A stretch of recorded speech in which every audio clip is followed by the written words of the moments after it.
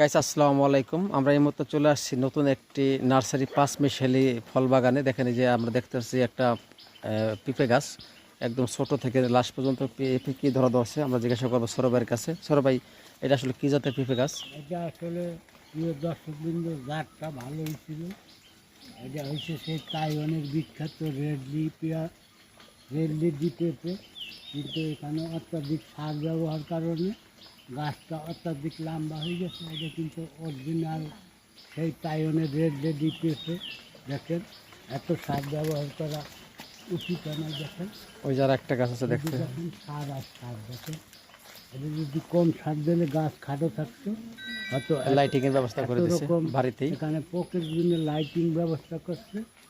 এই ভুল আপনারা করবেন না। রেডলি পেঁপের পর্যাপ্ত সার আপনারা দেবেন না, অল্প মাত্রায় সার দিলে আপনাদের রেডলি পেঁপে গাছ ছোটো থাকবে।